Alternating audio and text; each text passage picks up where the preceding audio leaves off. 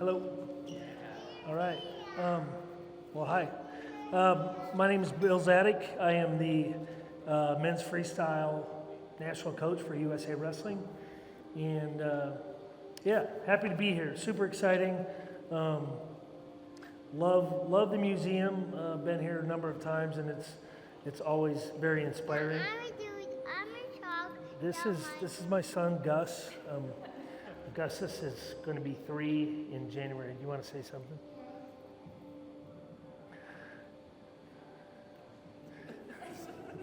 He gets a little gun shy. I've been the national coach. I was a resident athlete here. I moved to Colorado in 2004. So just this month is like the 20-year anniversary of me living in Colorado Springs. I grew up in Great Falls, Montana, went to college in the Midwest. And after I graduated, I was competing postgraduate. I was an assistant coach in college prior to moving here, and I moved here to be a resident athlete. This is my daughter, Carmi. She's 5. And this is Freya, our new best friend. Freya's 3, just turned 3 on Thanksgiving. And her father is our communications manager at USA Wrestling, Richard Immel, back here is filming. So I moved here in 2004, was a resident athlete at the training center for 4 years. I guess I made a few world teams. I was an alternate on 2 Olympic teams, didn't make a team the Olympic year, but I was able to become world champion in 2006 and was alternate in 2000, alternate in 2008 on the Olympic teams. And then I was hired on at USA Wrestling. I started as an assistant coach in 2009 and had worked my way through various roles, I guess 3-4 different roles. First as assistant national coach, and then as the national developmental coach, which focuses on basically everybody under 21 years old. There's like developmental pipelines, elite track athletes, and just grassroots outreach and education, and then university coach before becoming the head coach in 16. So in 2016, after Rio, I was on the Rio staff as an assistant, and then I became the head coach. And so I've now been head coach about coming up on 8 years. So yeah, it's been a lot of fun, a lot of challenge, and very interesting. One of my colleagues is here, Joe Russell. We work together on the men's freestyle staff. Joe was a phenomenal wrestler growing up in high school. We've known each other for quite a long time. He was from Gresham, Oregon, Portland, Oregon, and I used to go out there as a young man. There's an elite level club that his coach Mark Sprague founded out there, and that's how we've known each other since essentially I was 8 years old. And Joe's got a great story. He was a phenomenal wrestler. He's a great human being, much better human being than he is a wrestler, and he was amazing wrestler to say the least. He was a guy that I was looking up to. Another very close friend that was his college roommate was like an older brother figure, and they were the type of guys I was trying to be. So I'm grateful to have Joe alongside as a colleague. He does a lot of the things in our program. He's the guy that's doing them right, and keeps me on the straight and narrow and keeps us on track. So, yeah, it's interesting because you think about an Olympic journey or a career path, or even just a sport of wrestling. Especially when you look at individual sports and even more significantly in combatives, they're viewed as individual sports, but they really are not. We're really dependent on a lot of people, on our families, on our support networks, on our coaches, on our training partners, on our colleagues, and it's no different now as I'm the head coach and as I have been. The strength of our program has always been collaboration, and leveraging all the wisdom and all the knowledge that's in the United States. The United States has a great wrestling history. Well, the whole modern Olympic era, going back to 1896, the first Olympics, and then a huge jump after World War II. So, the postmodern era, I guess, if that's what people call it. But, the 50s through now, the 70s teams really get held up as some of the greatest teams in U.S. history. There's some teams in the late 80s, early 90s that are getting held up as rivals to those 70s teams. And we're in a bit of an era now that we've had a fair amount of success. And so, that all of that stuff is compounding, right? It's not that anybody's magic or anything like that. I think it takes a lot of people contributing at a high level to a common goal and moving the needle forward. So I guess I feel very blessed. I feel fortunate to be a part of that. I feel fortunate to work alongside a gentleman like Joe Russell. You need to go be with Mom. And so, yeah, it's in my experience, in my tenure as a head coach, in Tokyo we won 5 medals. There are six weights in Olympic wrestling, and we qualified 5 athletes for Tokyo, and we won 5 medals. We had 2 gold, silver, and 2 bronze. And this past summer in Paris, we qualified all 6, and ended up with 3 medals, 2 bronze and a silver.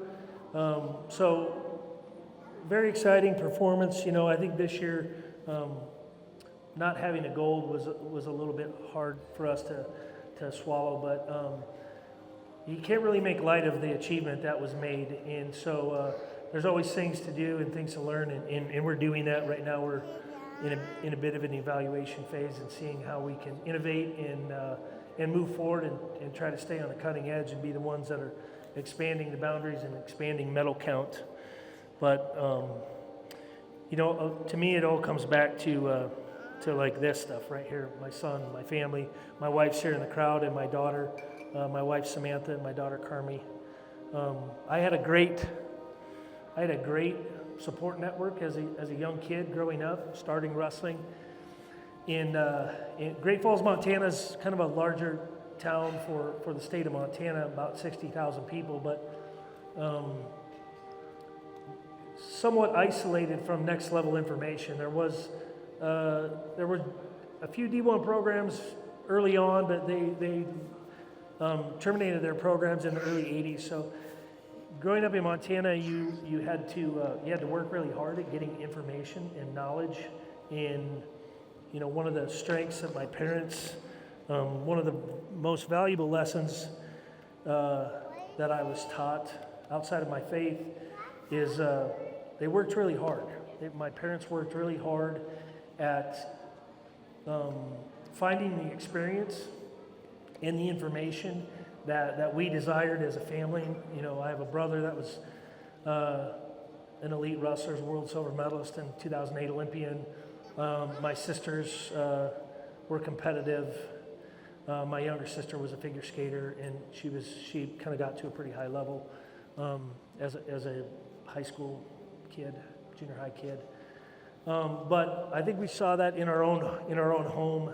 My dad knew that he was my coach for most of my life, and while we learned a lot together, and he was very knowledgeable, what I saw was his effort in gaining knowledge, in making the effort to both get out, whether it was sacrificing time and effort and energy, because Montana's a big state and you got to drive a long ways to get out of there, or fly, and it's a lot of expense, or bring people in, and I just saw that over and over repetitively. It's how, when I was 8 years old, I was going to higher level clubs in Portland that essentially became my second club, between Mark Sprague, the leader there, and my father, kind of like my 2 clubs. And so I've just been blessed by that experience, by my mom's leadership my dad was a faithful man. My mom really the rock of faith, and wherever people are in that journey, it's important. It's important what you believe, because your belief about life and your worldview is really the foundation of who you are as a person, and it helps, my opinion, it helps stabilize where you're at. When you encounter challenges, when you encounter hurdles, when you encounter new things, your stability in yourself and who you are is going to help you navigate those much more effectively, much more efficiently. And so that's kind of where it started for me. I did well enough in high school to go into college, was recruited by the University of Iowa and wrestled under Coach Dan Gable's legendary coach in our sport. Arguably the best coach in U.S. history.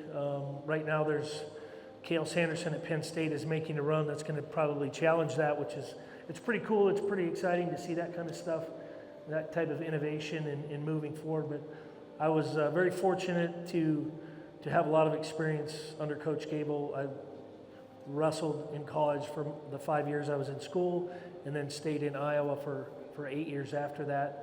He was the head coach most of that time. And then his successor, Jim Zaleski, was another great wrestler and great coach.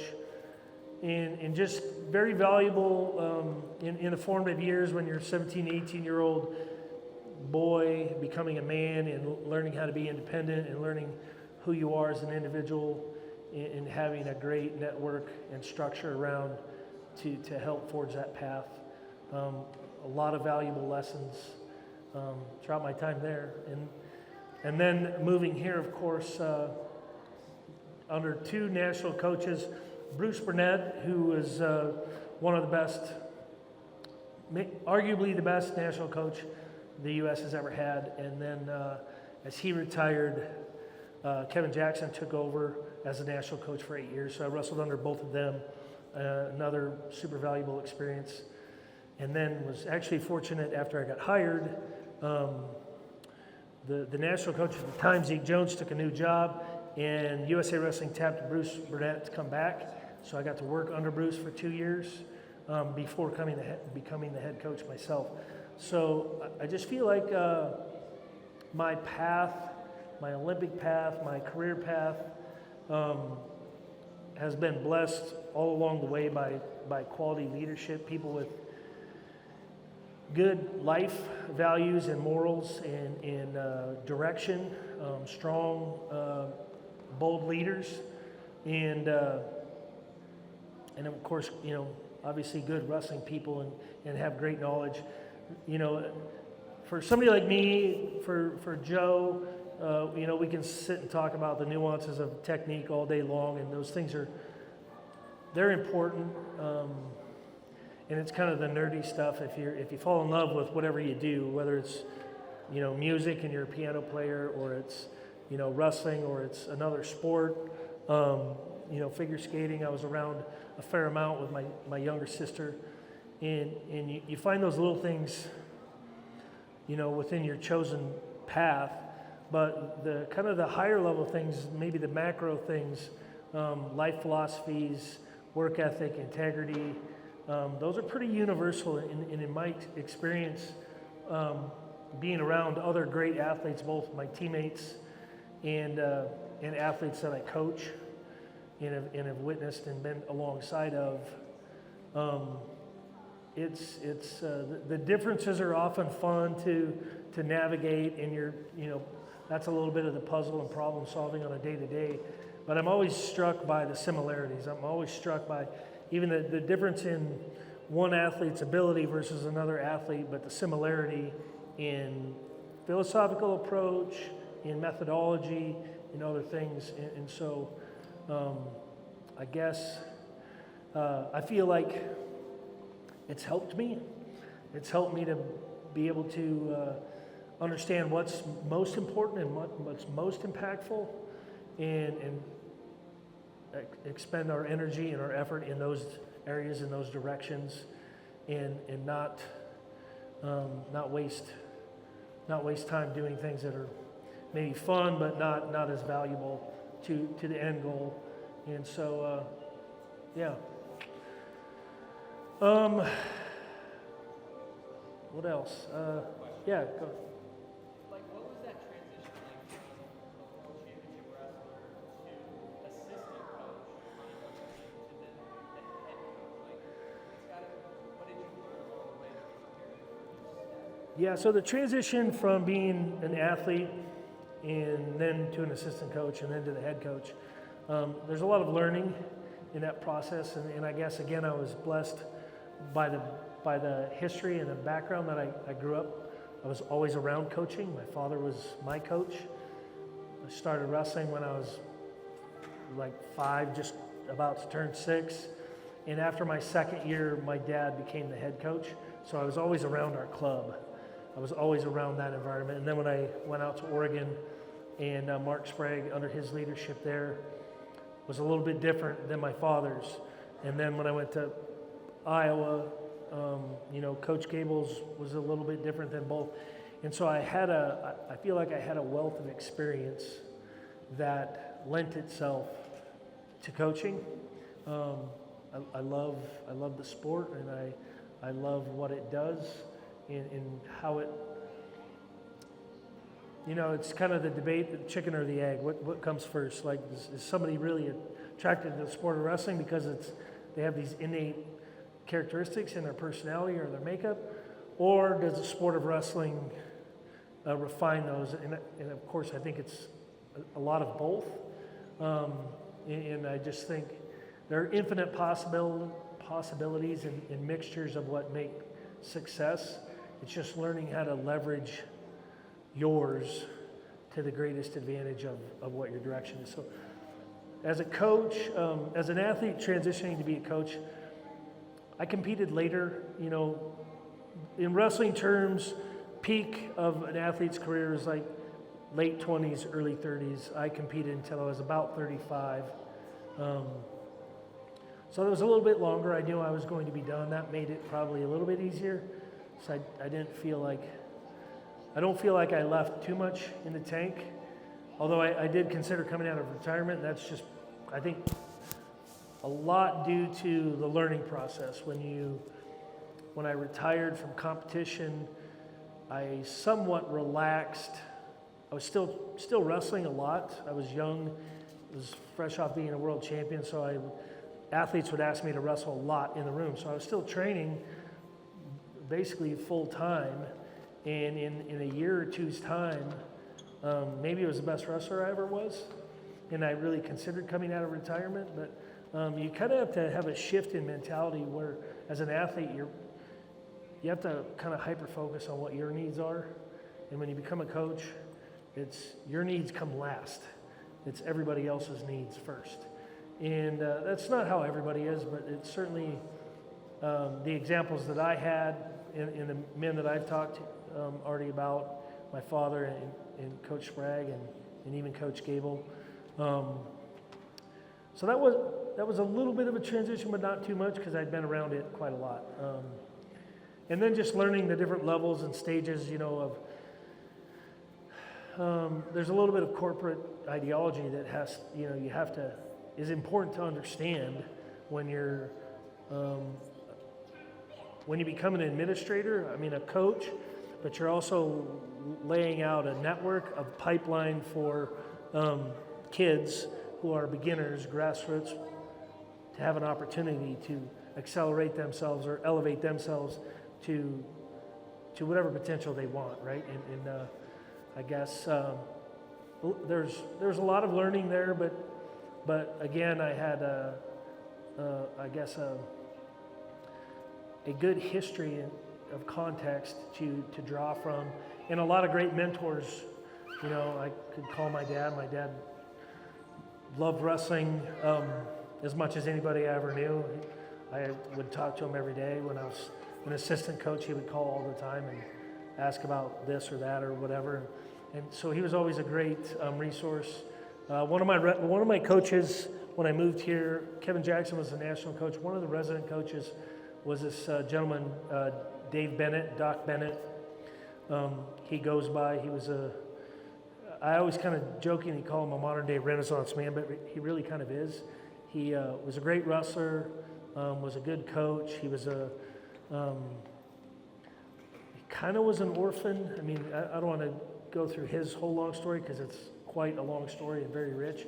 But he was a motorcycle racer. He was a self-taught broadcasting technology guy. He's ran away from home and went to Europe to find his biological parents when he was 13, and just like really adventurous person. Was an optometrist, that's why we call him Doc. And so he's been a great mentor. I still work with him quite a bit. He does a lot of video analysis for our program. And so I've always had voices like that to ask questions and bounce ideas off of. Joe, as I've mentioned, he's just a man that has a lot of wisdom. He's a great people person, great human being, and has a very good wrestling mind. And so it's fun for me to come to work every day, and whatever problems we have or solutions we're trying to find, to sit down and bounce ideas off of each other. And you know, most of mine get shot down, and then we take Joe's suggestion and do that, and that's usually the right thing. But yeah, just, you know, I think a lot of advisors make wise counsel in not making any kind of decision in a box. Although there is some accountability, you have to finally decide on one and what course is the right way to go. But I think kind of consulting others.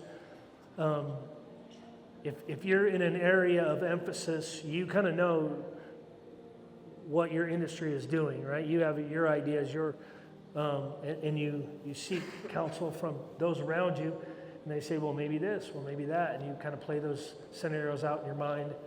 And I think that's how I've learned in each step of my career, you know, to becoming a head coach, and still, it's an ongoing everyday thing. You hear it a lot of times, you know, it's somewhat of a cliche that you never really arrive.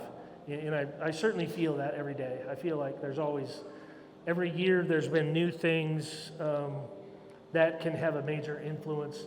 You know, right now, if you're just a fan of sports in general, you know, especially college sports, college football, NIL, revenue shares, and what's going on with not just recruiting, but the revenue share and how that's going to impact.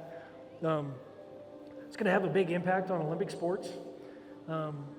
And how we know what works, we know what's been successful. So as these things in our climate are changing and moving, how do we navigate through those to continue to be successful? And so yeah, it's an everyday learning thing. That yeah. So I guess I have another question. Sorry. Please.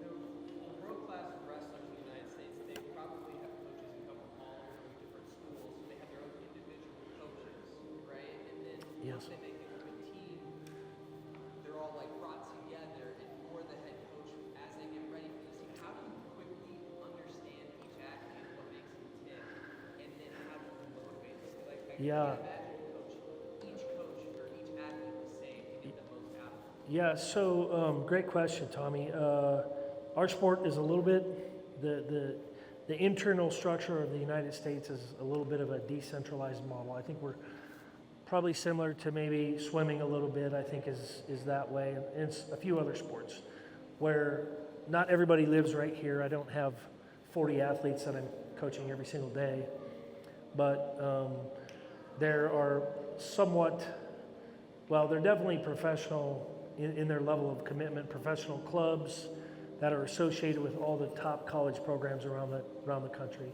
And it's a really healthy environment. It's healthy in that it harnesses all the knowledge and all the diversity of thought and philosophy. So we're not pigeonholed into one track of thought. And it brings all of that knowledge to bear towards our team. A lot of it is communication and just staying in touch with those athletes, and that's another thing that Joe is great at and a tremendous asset to our program and to me personally. And right now, as we're kind of innovating and thinking about, okay, what's next and what are we going to do to continue to see the same kind of success that we have had in the last 2 quads and where we feel like we can get to in the next quad, obviously leading towards LA in 28, the United States, wants to put on a great show. Not only, we've won the medal count the last several Olympics, we've won the gold medal count, and we want to continue to do that, but when it's on your turf, there's even more emphasis to really make a statement with that performance. And so bringing all those people together, sometimes it's challenging, and that's kind of one of the challenges we're going through right now. But it's collaboration, communication, accepting criticism, and taking new ideas and understanding how they're going to, their perspectives and how do these things impact everybody for the greater good.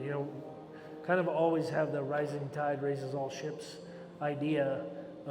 And sometimes there's a little, you have to depart from that a little bit to accomplish something specific.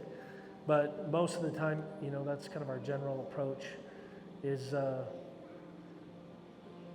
as an elite athlete, you have to be very focused, you have to be driven, and it leads to confidence. But that also comes, especially in combatives, and I think in our sport, in wrestling, as much, and maybe more than some, but as much as any sport, it also has to come with humility. Because every time you walk back to the center of the circle, you have to deal with absolute reality. If you're fooling yourself, like telling yourself you're better than you are, or I don't need to work on this thing, when you actually step into the competition field, into the arena, you're going to get exposed very quickly. So I think those 2 things are hand in hand, both confidence and humility in dealing with information, in dealing with whatever obstacles are in the way. And I think that's how we approach it. And then it's always the ebb and flow of personalities. But I think that's, I hear great leaders speak, and I'm always drawn to the things that they think are most important. And through Joe, another great connection is Coach Dungy's been a valuable mentor to our program. So through COVID, we did Zoom calls, and he did an 8-week series with us. And then he comes to Colorado every year, and we always reconnect. And last year, before the Olympic Games, we were able to do something here at the museum, and he brought a couple other NFL coaches with him. And just hearing what they're doing because of the money, you think it's the highest level of professionalism, and it is in some degrees, but I think in all Olympic sports, the demand is so high, the competitiveness is so high that all of these athletes are every bit as professional as any sport, on the revenue side of things. And so it's fascinating to hear some of the differences, but to me it's more fascinating to hear the similarities, because it kind of edifies, like, yeah, I think we're going down this right course. Or, man, no, we're not thinking clearly at all. We need to redirect. And so, it's a lot of diversity of information and thought, and trying not to stay in a bottle or in your own silo and not look outside. So, yeah. Let me know if you can't hear me, but I was wondering about the medical side of things, with injury and recovery that goes on. Yeah. Something specific on that, or just kind of general? Yeah, more general, how, say if an athlete gets injured, how do you guys work on them, find something? Yeah, I think if somebody has an injury, of course, you have to be very proactive in our world. It's international competition, sport is so competitive that you have to be staying on top of those things right now. Getting with our athletic trainer, getting evaluated correctly, and then getting elevated to the level of care that needs to be done. Super important. I think the best approach to injury is not getting injured, and that is probably abundantly obvious. But what it requires is a lot of attention on how you're training. So you start talking about periodization, schedules, and load and intensity and rest and recovery. And I think people, if they don't have a bunch of experience in sport or elite level sport, they kind of, the hard work is assumed, like, hey, this is difficult, so we're going to come in and we're just going to grind it out. I'm going to grind harder than everybody else grinds, and that's just not realistic. Very, very, very few athletes. One of the, in my opinion, one of the most undervalued talents or gifts is the gift of durability. And I've been around a lot of athletes. I was fairly durable.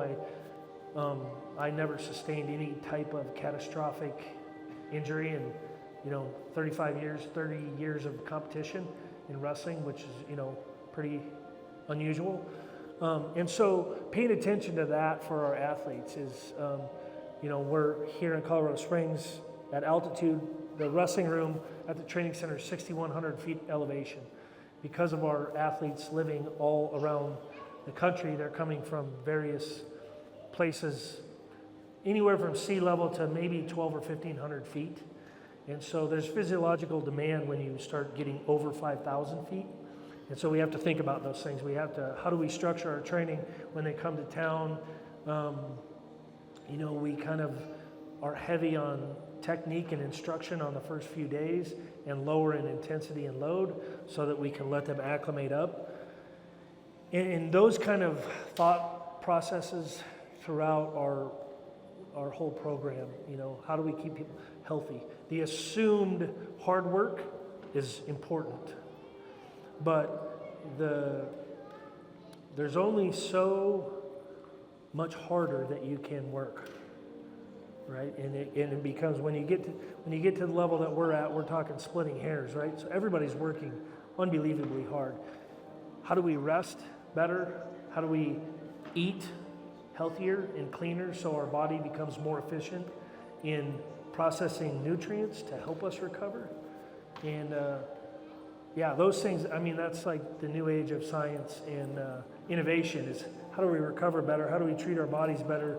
How do we, so that we can get back to doing this other stuff that we know is important, but it's not the only importance. So I think that's a really good question. I think it's maybe,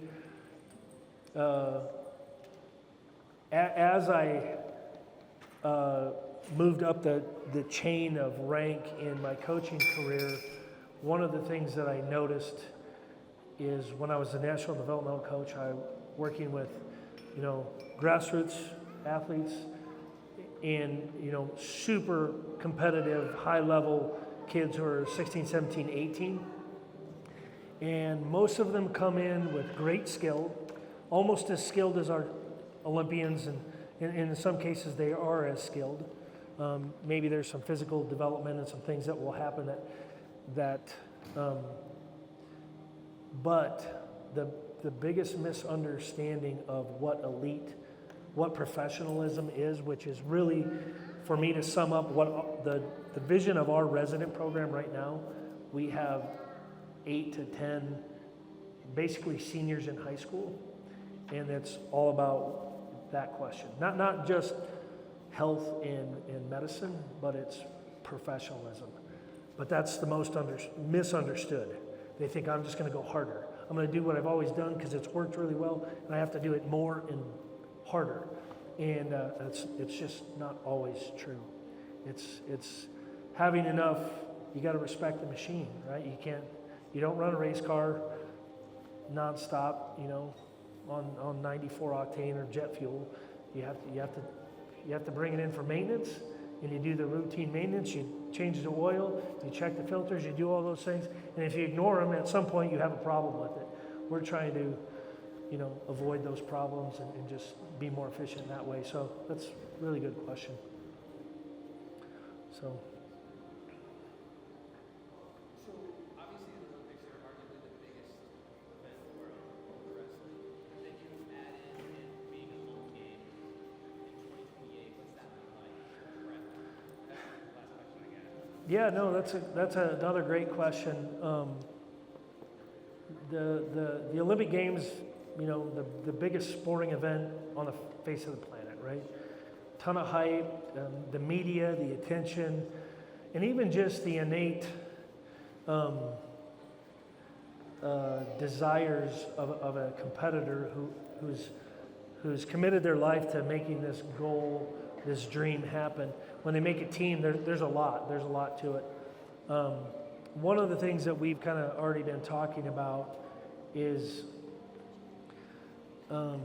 the difference between perceived home field advantage and actual home field advantage. Meaning, like, when you're in Europe, when you're leaving your country, you leave a lot of anxieties behind. Like, everybody's thinking about the training. They're thinking about the questions that we just answered. They're thinking about when you see an Olympic sprinter, or you see an Olympic boxer, or you see an Olympic wrestler, all this work that they put in. And sometimes being able to stay focused and stay relaxed and not worry about, do your parents and your family and your loved ones, do they have tickets? Do they have hotels and housing? Are they, or your high school coach that you haven't talked to in 8 years, and because it's in LA, he's like, you know what? It's 3,000 miles, but I'm going to drive. Hey, Tommy, can you get me a ticket? Like, those are kind of the things we're trying to think about right now to manage and have a plan for that protocol. So when we get there, that like it doesn't become a distraction. And so, it's important stuff, and all the other things are equally as important, right? But you just, I think part of it is doing the thinking ahead of time so that we're not allowing them to become distractions. And in some ways, you could use like Tokyo and Paris as a like black and white contrast of like, because of COVID and the limitations that were in place globally, there was a lot of those things that were left behind. There weren't families, there weren't crowds, there weren't fans, there wasn't media. There was some media, but not to the level that we saw in Paris. And what we're expecting in LA is like Paris on steroids. Like, it's going to be much bigger production, right? And every game's always is, but obviously even more so when it's on American soil and it's our games. And so there'll be a lot to it. The USOC does a great job with scouting out, strictly from a performance standpoint, the HTC, High Performance Training Center, and we already have locations. We're running logistics between the HPC and where our venue is and where our athletes are going to be staying. Is the village going to be the right solution for us? Are we going to find housing outside just to maximize those efficiencies? So, yeah.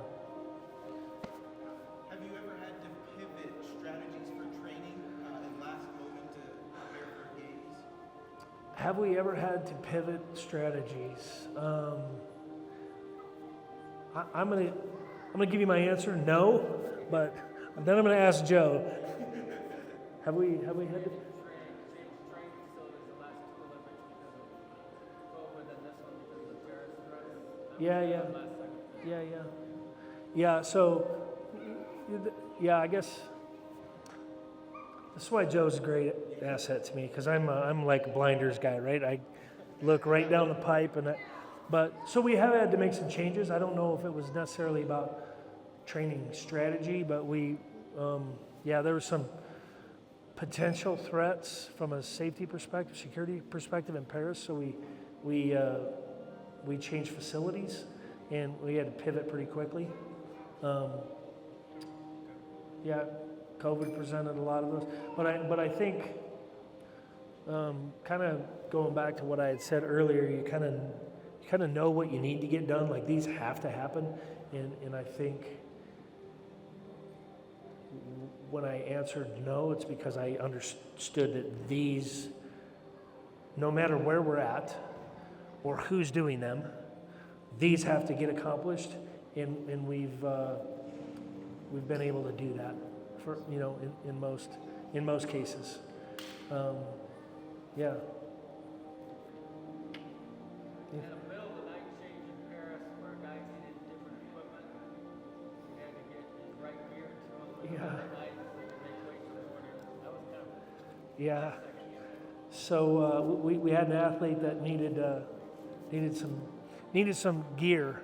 So weight combatives, right? We're a weight management sport or a weight classified sport. So athletes have to make weight each day. So it's 2 days of competition in a games process for us. And so we had an athlete who got done competing. Is this going in and out? Sorry. We had an athlete who got done competing in the semifinals, and the village is 13 miles from the venue.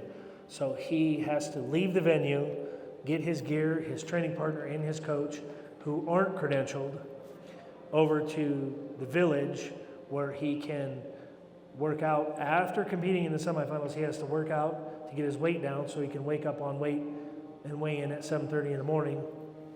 And had a blowout in some of his gear, and so then we had to find some new gear, and we had, half of USA Wrestling running around Paris, sourcing the gear, finding an athlete who had the gear, getting it to somebody who could get the gear to us.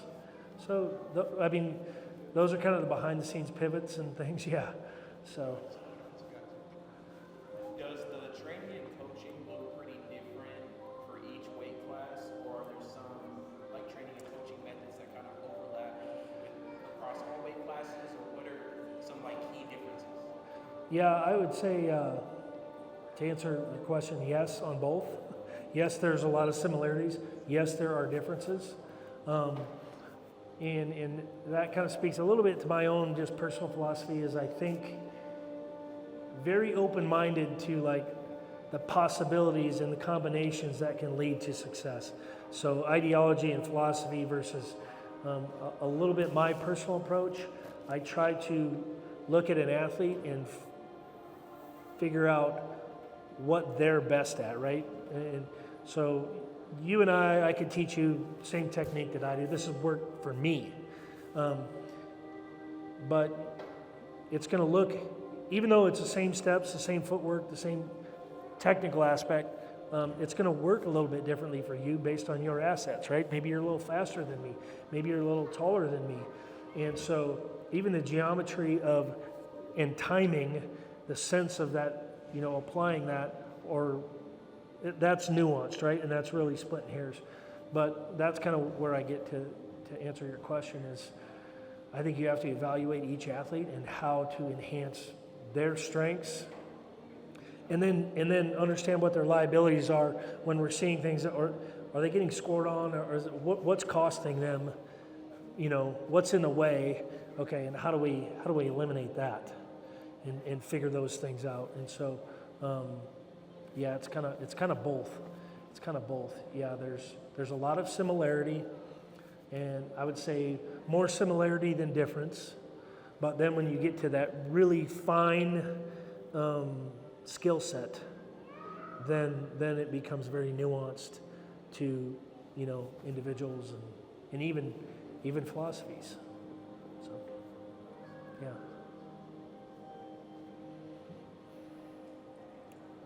What time is it? Good? Got about 10 minutes. So, yeah, Sarah was in here earlier, and I was waiting for somebody to ask if I was her coach, and I was going to say no.